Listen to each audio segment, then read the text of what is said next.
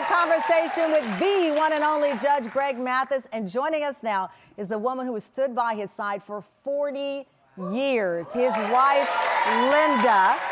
This June marked their 40th wedding anniversary. From raising 4 children to becoming grandparents, family and faith built their foundation. But behind the scenes, Linda carried a heavy load running 5 preschools while raising their children while the judge's career took off. And for the first time, they're talking about it together. Please welcome Linda Reese Mathis.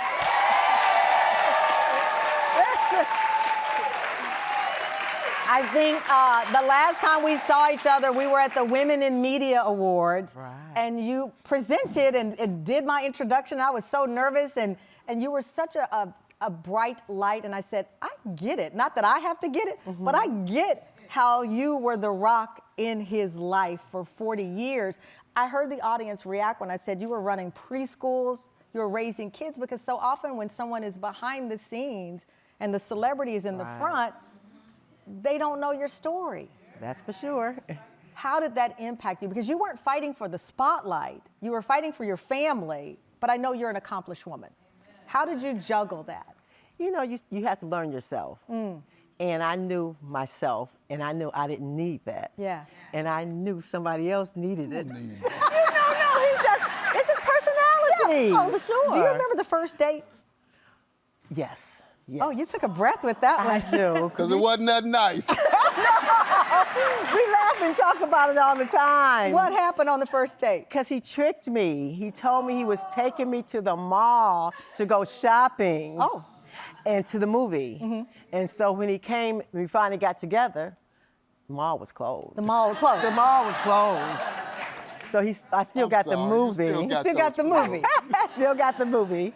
You've been married now. You just celebrated your 40th anniversary, June 1st, We did. 1985. That's when you walked down the aisle. 1985, yes it is. Okay, so what was it about that guy? First of all, he's handsome. He's definitely he got me on that, most definitely.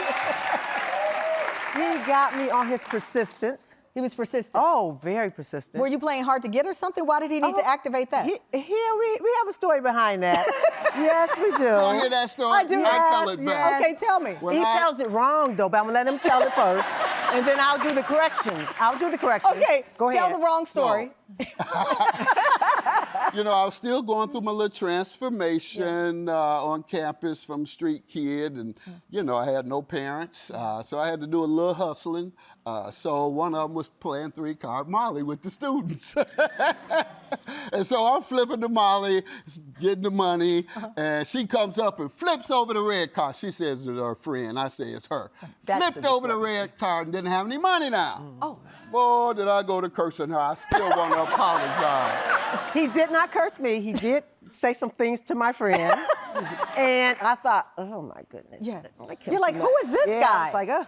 And so then after that, he came, what was it, around campus, maybe in the cafeteria. He would sing songs to me. I think what was popular then was Betty Davis Eyes. Oh, yeah. Oh, he sang sing Betty that Davis song- Eyes to yes, you. to me. And so he followed me around quite a bit. Okay, I love Had his that friend story. coming, yes. Because you watch the street guy, right? The reaction, he's doing Right. his thing, but then you recognize, and he recognized that he had to show you something more. And I bring that up because a lot of young men go through that. They think that bravado, that hard edge is masculine.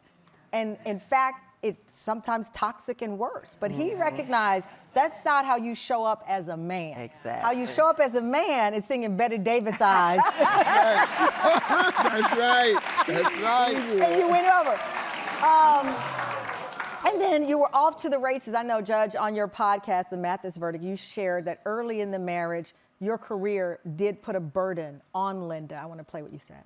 I wanted a family, and I was on a fast track in my career, so I couldn't stop that. But the cost was my wife had to carry the load. My wife, Linda, who had found and operated 5 preschools, raising 3 children, carrying them on her back in the mornings with her to her. And here I'm of no help because I'm not around until the weekends.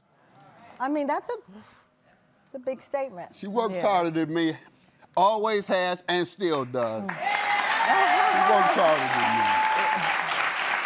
All I do is shake hands and all the way I back. have two questions about that. First of all, how do you describe that time? Because you're making the sacrifices, but it's for a purpose. It's for your family. It's for your husband. Yeah. You know, Greg and I got married in our early 20s. Yeah. And so You were babies. Right, we were babies. I was, 22? 22. You were 25. So, you know, you just make things work. You just keep moving and make things work. But what he needs to understand that, truthfully, it was a lot of work. We had all those young babies, you know, but it was my joy. You know what I mean? And I feel sorry for him not being able to be there through every step. I was the lucky one to be able to spend time with them. I had the daycare centers, so they were able to come with me. And so we were together quite a bit in those first 5 years of life. So that's children. interesting because you were processing this as an opportunity, like he's missing out. You are winning, so to speak, in those things that matter. When you heard him say that it was a burden on you or it was hard on you while his career was soaring, how did you process what he was saying on the podcast? You know, time heals, and it probably was a lot back then. I probably expressed there was a lot back then because we had those young children. It was a lot. And I was working 6:30 a.m. to 6:30 p.m., taking all these babies with me. But in the long run, like I said, it was a joy. It was a joy. Yeah, when I look back on it, and I see how close my kids are to me. So in reflection, you saw it as a joy, but at the time, it was work. It was work. It was work. So were there weekends where, like he said, weekdays he's gone? In those weekdays, were there moments where you're like, man, I love this guy, little 5-carb Molly or whatever he was doing, but you're not here? I could see what was going on. I could see how he was building his career. And, you know, he's the man of the family. So it was important to him to be able to provide for his family. And